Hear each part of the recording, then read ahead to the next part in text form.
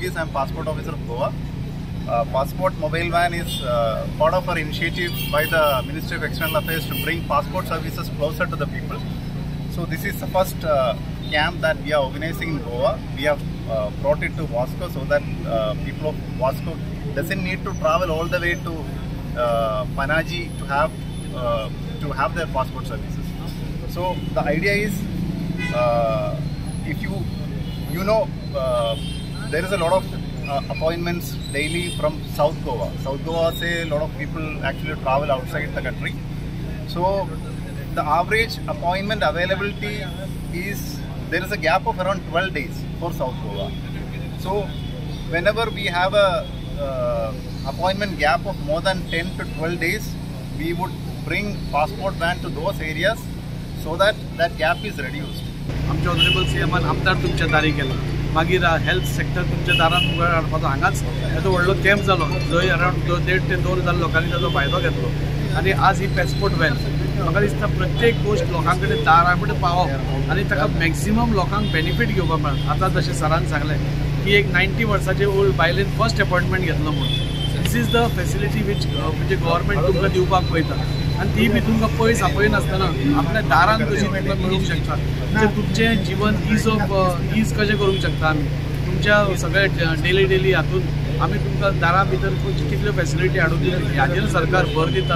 आनी ताच्या खातीर हांव honourable prime minister Shri Narendra Modi हांचे हांव आभार मानताच. आमचे एक्सटर्नल अफेअर्स मिनिस्टर जयशंकराचे आभार मानता आनी आमचे NRI कमिशनर श्री नरेंद्र सावयकरजी हांचे हांव खास करून आभार मानता की आज NRI कमिशनर पासून आज गोंया भितर एक बऱ्या प्रकारे काम तांचें चालू आसा आनी ज्यो प्रॉब्लेम्स आमच्या भायर आशिल्ल्या भावांक जाता आज तांची सुटका इन्स्टंटली आमच्या NRI डिपार्टमेंटांतून जाता.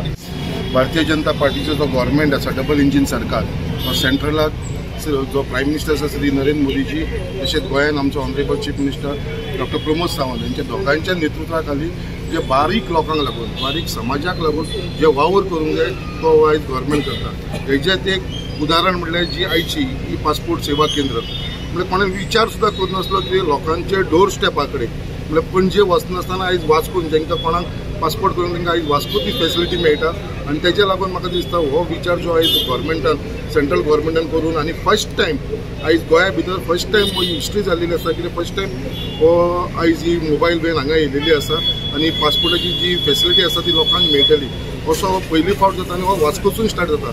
तेज्या लागून हांव आभारी आसा आमचे पासपोर्ट ऑफिस डिपार्टमेंटाचे एक्सटर्नल अफेअर्स मिनिस्टराचे कित्याक तेंच्यांनी ही आमकां सेवा दिलेली आसा आनी हेजो आख्खो मुर्मगांव गोंयच्या लोकांनी हेजो लाभ घेवचो असो हांव सगळ्यांक आव्हान करता कित्याक पणजे ना वयता तांकां ही फेसिलिटी हांगा आमकां हे वॅनी भितर मेळटली. हांगासर मोबायल पासपोर्ट सेवा जी आसा ती आज वास्को भितर लॉन्च जाता. गोंयान फर्स्ट टायम अशा पद्दतीची सेवा जी आसा ती लॉन्च जाता.